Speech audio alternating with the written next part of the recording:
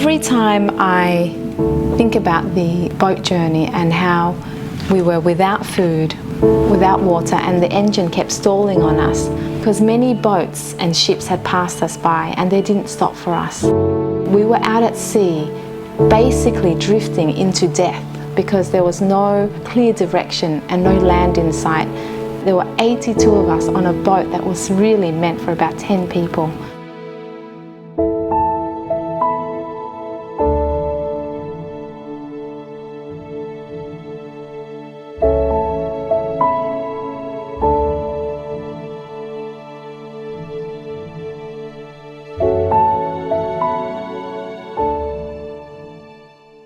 I and my family, we moved to Singapore last year around about January, and it was a very strange feeling for me because I have a history back in Singapore. When I was 4 years old, I came as a refugee, part of the Vietnamese boat people, and I really never thought I would be coming back to Singapore to live or to be a part of this country. So for my husband to make that decision for the family and to relocate us back to Singapore was quite a big deal. I wasn't sure if I was ready to come back to Singapore, but now that I'm here, I feel like there's this sense of connection with Singapore that I had not felt before. And since coming back, I've been able to really try and figure out what that connection was and what the history behind being a Vietnamese refugee in Singapore has been for me. My desire to find my rescuers came from a place where I wanted to know all about the people who were involved in rescuing my family when we escaped Vietnam. I had only one postcard at the time of the ship that had rescued my family, and I thought, well, why don't I go on a journey, find these people, the captain, the crew people, and let them know that they have not just rescued my family, but they have impacted the generations to come.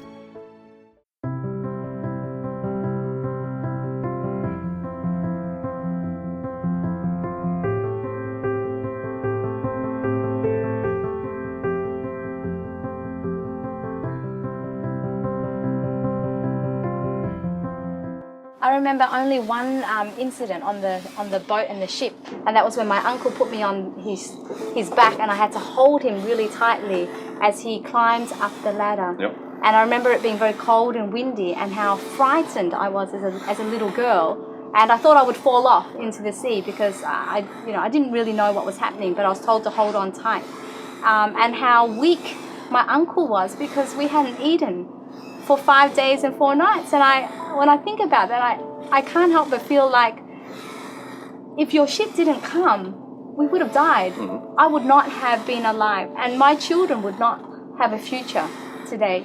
Every night since I have been on this journey to find my rescuers, I've been thinking about why I feel so passionate about finding my rescuers, and it's because your ship, your country gave us a second chance.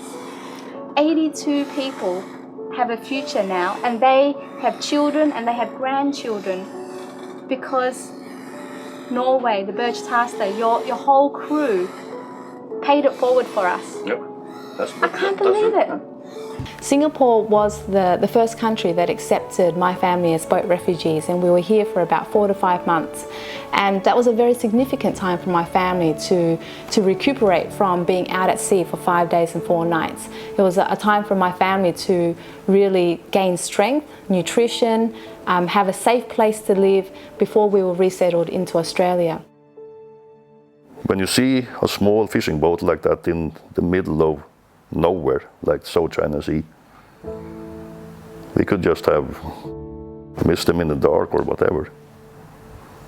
There will be no family here in Singapore, there will be no family in Australia, no families in Norway. So thinking back on what we did, it makes you happy. You know that you have done a good thing and that we have saved 82 lives that has become 500 lives or 1,000 lives. For me today to actually meet you as one of the crew people who rescued my family is is a miracle, because it's 36 years ago this had happened, and my family are forever grateful for what the captain did, what the crew people did. And for me to discover that is such a joy for me, to find that missing piece and to say, wow, this is what happened in my past. And today to meet the people and the country and what you did for us and to thank you is a joy really for my family. So thank you so much. You're welcome.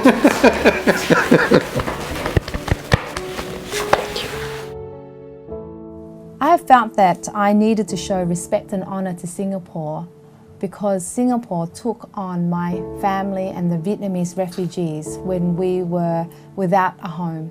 Now that I'm back in Singapore, I feel that there's a deep connection to paying it forward to the Singapore community by helping the marginalised people in Singapore, those who live in home shelters, the women and children who are escaping domestic violence, who stay at crisis centres. I have a deep sense that these people are just like me. We need a safe place and a refuge to stay in, and I want to go and help these people and support them the way that Singapore supported me.